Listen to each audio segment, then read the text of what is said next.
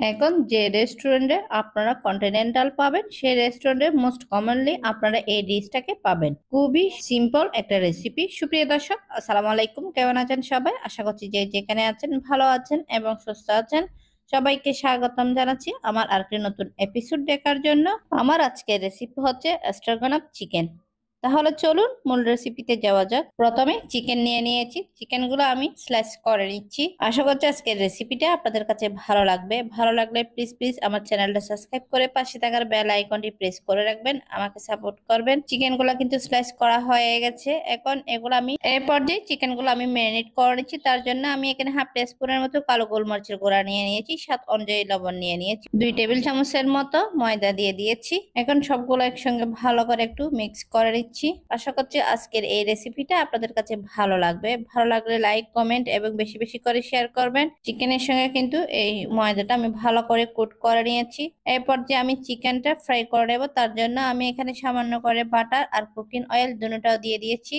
দেওয়ার পরে আমি চিকেনটা ভেজে নিচ্ছি। চুলার ফ্লেমটা কিন্তু মিডিয়ামে রেখে এই চিকেনটা আমি ফ্রাই করে নিয়েছি। এখন থেকে বাড়িতে বানিয়ে নিতে পারবেন স্ট্রোগানফ চিকেন খুবই সহজে, বাট এর স্বাদ কিন্তু অসাধারণ হয়। আর এই চিকেনের ডিশটার সাথে সার্ভ করব হাফ গার্লিক রাইস আর সটেড ভেজিটেবল।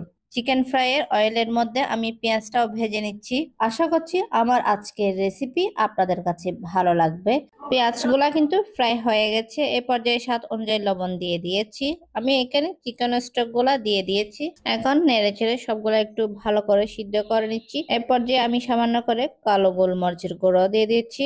আমি এখানে 1 গ্লাস ঘন লিকুইড মিল্ক দিয়ে দিয়েছি। আপনারা চাইলে মিল্কের পরিবর্তে কিন্তু ফ্রেশ ক্রিমও ব্যবহার করতে পারেন। আমি কিন্তু আজকের রেসিপিটা সহজ করে দেখানোর চেষ্টা করেছি, তার জন্য আমি এখানে লিকুইড মিল্ক ব্যবহার করেছি। আমি আগে থেকে যে চিকেনটা ভেজে রেখেছিলাম সেটাও দিয়ে দিয়েছি।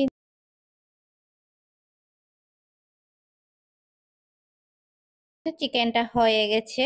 এখন আমি এখানে সামান্য করে ধনেপাতা কুচি দিয়ে দিচ্ছি। এখন আমি চিকেনটা নামিয়ে রেখে দিচ্ছি। আমি পরের স্টেপে চলে যাচ্ছি। আমি এখন ভেজিটেবলটা রান্না করে নেব। তার জন্য আমি আবারও ফ্রাই প্যানটা দিয়ে দিয়েছি। এখানে আমি 2 টেবিল চামচের মতো কুকিং অয়েল দিয়ে দিয়েছি।